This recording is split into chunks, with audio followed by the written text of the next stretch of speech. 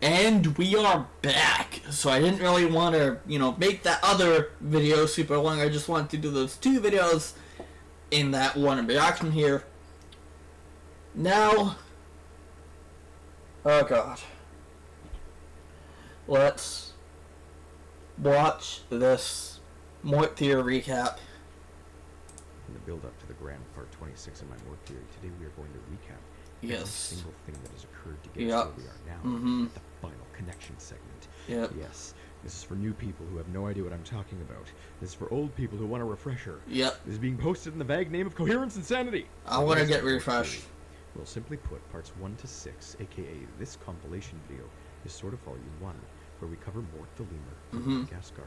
He is pretty unsuspecting and normal in the movies, but in the spin-off shows he is absolutely shocking. He is obscene. They give him some of the most complicated sci-fi backstories. Yes, they do. Elaborate, funny. So I stitched it together. Interestingly, most of it is very structured and planned out. It is. Some episodes that are more drama series than comedy skit. Very interesting. But in part 1, I planned it out. Thought it would take 4 hours and 15 videos, but now we're way beyond that. All I did was read his wiki page, but in parts 2 to 4, we actually watched through the entire show, All Hail King Julian, and I grabbed every piece of lore I could get my hands on. Part 5, we also did this for the Penguins of Madagascar TV show. Once we had all this evidence, things got really crazy. Part 6 was parallel universes and thousands of Mort clones being absorbed into his psyche, weird genetics like how he's part spider and alternate dimensions colliding with warlords and intellectuals alike. Very chaotic, very epic, very surprising from a side character like this. So I crashed it all together in part 6, rounding off this first volume, let's say, by coming to a series of very well substantiated conclusions about the show. In short, the show describes how Mort is an interdimensional godlike being who has been around since the beginning of time. He has quarrels and battles with the sky gods of Madagascar, which are represented by a pantheon of fruit up in heaven. Mort was a threat to reality, so they splintered him across the multiverse, and slowly but surely, fragments of Mort are finding each other again and reabsorbing. But the main Mort's the one that is put into, like, the dumb body, because they want to, I don't know, I guess, subdue Mort. Because they know what he can do, they know his power. So they want to subdue him as much as possible, but he keeps finding other Morts across multiverses. So, I mean, they're not really doing a good job at it. They're not really doing a good job at subduing Mort if he's finding all of these, like, clones across multiple universes and multiversal travel and universal travel, and these sky gods suck. Like, just straight up, they suck. If their one job is not working. I'm just saying that. Into more powerful entities like Mordecus Khan and Smart Mort, and of course, most notably, our Mort, who after losing one of these battles wiped his own memory and stashed himself among some clones as a petty mouse lemur in Madagascar. Mort is essentially the creator of the entire world from a higher dimension. But he's God. Demon, and ultimately actually, God is very, very,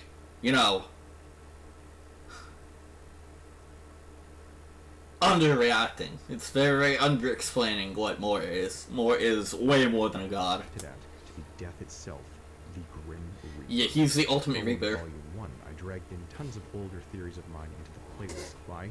Well, because during all this, there were a ridiculous number of hints that connect things to other DreamWorks films and shows too. Yes, they did. So in preparation to explain these connections and how they expand on Mort's more important story, I dragged in my Shrek timeline. 4 theories on the fairy godmother, my theory on the trumpet player from Shrek 2, all of these theories. 2 theories on Donkey's mutant babies. Through all of this, we essentially cover how the fairy godmother was actually behind Fiona's curse. And she did it because she was out to rule far, far away to get revenge on the people who ruled it before the films. This would be Queen Lillian's family, her father, mother, siblings, etc. She hated them because she had an affair with them that led to the birth of her son, Prince Charming. An affair with one of the royals that led to the birth of Prince Charming, and she wanted to get back at the royals because they hated her, because, she did that with one of the royals. Cursed Fiona on purpose, and made it specifically so that True Love's kiss could reverse the curse, only to then switch the script and have Shrek save Fiona before Prince Charming even got there. Oh my god, the fairy godmother's actually evil. Charming, this also covers how her magic works, how Rumpelstiltskin's connected to her, and how they have a secret sort of organization that controls all sources of magic so they can transcend universes and of course the triple timeline theory in Shrek 4, you know, being that, you know, how there's like multiple timelines across multiple things. It's absolutely wild. It's become like gods on Earth. Her magic created life and allowed Donkey's kids to exist because of her potion. He drank her shady organism. There was something about that potion, though. I mean, she specifically wanted Donkey to drink because of how it works and shit. And, I mean, yeah. Organization has infiltrated everything at this point, and almost all of the Shrek villains are a part of it. Mm-hmm. Codes that they share through music and music, comedy, mainly. Yeah, music. To crush fairy tale animals and usurp the monarchy. They're everywhere. Following the Shrek videos, I dragged in my older theories on the humans of the Madagascar films, and also my theory on how the humans in Over the Hedge are a part of something greater. Yes. Essentially, the old woman and the French officer are related and a part of the same group. Yeah, I was gonna say, my original thought process was that, you know, they're, like, you know, sisters or somehow blood related, but they're not blood related, but they are in the same group.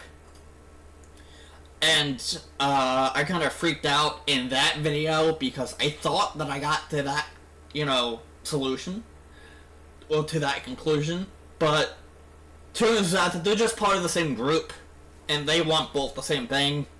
Like, Nana's a secret agent, Dubois is a secret agent, most likely genetically modified to have every single power that the animals in Madagascar have.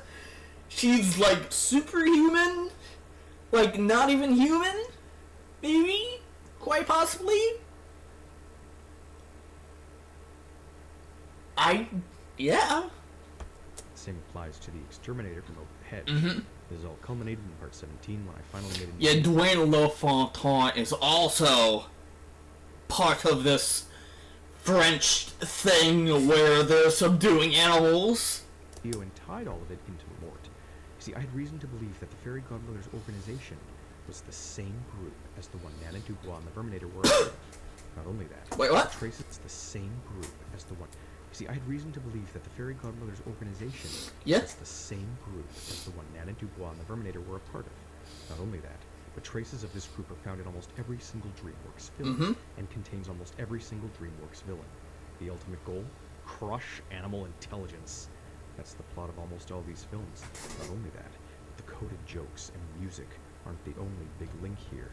There's one that's even more France. And it's that this whole organization seems to be localized out of France. The racer from Turbo is French. The Verminator is French. The animal officer is French. The lawyer from the Bee Movie, suppressing the bees, has a French name. Yeah. And it bleeds into every single film in ways that sound... And that's... And in parts 21 to 23 is when I had my absolute breakdown, because everything was connecting and everything shouldn't have connected! Ugh! At first, but then it doesn't stop. It just keeps going. My understanding is that DreamWorks, intentionally or not, made this pattern with all their villains, and there is an extremely clean way to connect all of them that makes it feel like it's at least partly intentional, joke or not. The kicker? Mort, or rather Death, is at the core of animal intelligence. Yeah? Death brings back nature, destroys the industrialization of humanity. The gods have created this organization to stop him. So I dragged in my 3 theories on Megamind. You see, in the older theories of mine, I determined that the entire city is in on a conspiracy to force Metro Men and Megamind to fight each other so they can stay safe in the middle. Yeah. I don't want these aliens taking over. On top of that, Megamind's home planet also has some mysteries, and it ties into how his minion seems to have the transplanted brain of Megamind's family servant. At this point, almost all my old DreamWorks theories hadn't been tied in, so I cut off Volume 2 and started on the 3rd, where I could really expose this French cult. 21, 22, 23. In this 3rd volume, these segments... The insanity. All the connections. I do not hold back. So far, 3 videos alone comprise possibly some of the best theory videos. And he's not lying that those 3 parts, parts 21, 22, and 23, literally some of the fucking best theories that I've ever seen on this website. They beat a lot of the really, really good theories out there, and there are a lot of good theories out there, but those videos I can't explain. They are the best fucking theories ever, and they show off some of the best evidence that I've ever seen. Like, there's actual hard evidence in those 3 videos. There was hard, 100% valid evidence in every single one of those videos. In the history of YouTube as far as baffling shockers go, it makes no sense that these patterns exist. It's completely absurd. But the fact that it keeps going and actually does make more and more sense the more you watch. I mean, as you go on with those videos, at first you're like, this doesn't make sense. But then when you watch part 21, and then you watch part 22, and then you get to part 23, you're like, holy fuck, how does this make any sort of sense? Like, it shouldn't. That's the thing. None of this should make sense, and yet somehow it does. All of these links make perfect valid sense, and it's like, how? Is nothing short of magical, disturbing, and absolutely shocking. Almost everyone watching ends up believing it in some capacity, and it's because of the sheer volume of proof. Mm-hmm. It's not vague either, it's very conclusive. There's evil French shit everywhere. It is very specific proof, too. Music is the code. This is DreamWorks.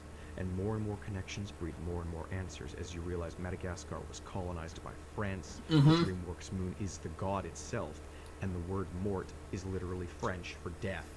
It penetrates every single... I really hope he goes into, in part 26, he goes into the man that sits on the DreamWorks moon.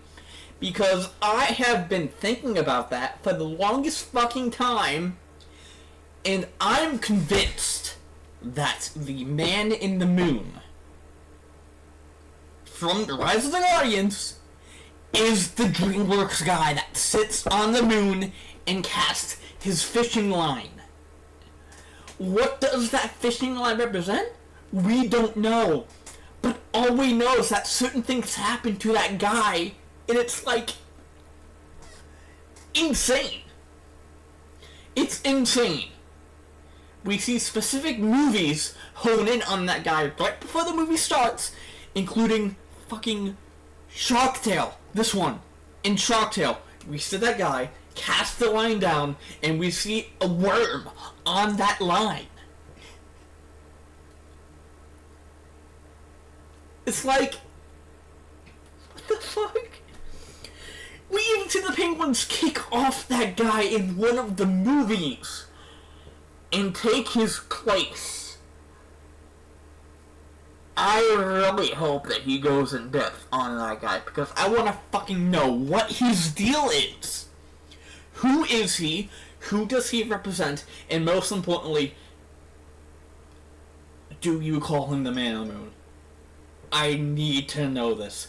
Do you make the connection to the Rise of the Guardians that he's the Man on the Moon? If you do that, Theorizer, I will lose my fucking mind. Because that is something that I said in one of my previous reaction videos. You can go back and watch my previous reaction videos to this. I said that. I was like, it's going to happen. It's gonna happen.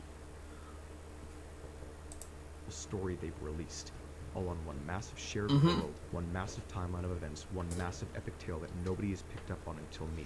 Again, whether intentional or not, DreamWorks has boxed themselves into a logical story set that means either this is all true, or all of their stories crumble into plot holes. But it must be intentional, because in the 2 years since my last video, they've released multiple films about animal intelligence, one of which features death itself, right out of left field, right up against a character I had previously deemed critical to Mort. It's fascinating in the extreme, and even though there's like 7 hours to catch up on so far, It's the most interesting, amazing thing you'll ever see. It's not a Mort theory, in truth, it's the story of all DreamWorks. Mm-hmm. We left off with Mort actually being the hero and the whole timeline being backwards, and the playlist is remarkably organized. Just work your way through it, and right now I'm adding parts 24 and 25 as the final two DreamWorks theories I had yet to include on Rise of the Guardians and Kung Fu Panda, just to make things more complete. Which we've just Ready for watched. Part 26. It is the finale of the connection segments, the conclusion of Volume 3. And considering the logic segments of Volume 4 are the end, things are reaching a point of brilliance unheard of in theorizing. Check it out now. And if you want to see Part 26 much earlier than everyone else, I implore you to assist me over on Patreon. It does a great deal of help, and tons of scripts have all been ready and waiting as I've been working on this part. The only reason I haven't uploaded those yet is because I promised this here would be next, so I'll be opening the floodgates, I guess. I might also plan to release weekly physics videos on Patreon for a couple bucks a month. We'll see. They hurt my channel's algorithm, but they're like candy for math people, and I love them. Oh boy, here we go. Well, we're almost here, guys. We're almost here. We are almost here. Part 26 is almost here. In just a few hours, it'll drop. I don't know if I want to quickly rewatch everything here, because it'll be like 7 hours of just me watching these. I won't do it on YouTube. I don't know what I'll do, but what I do know is that tomorrow,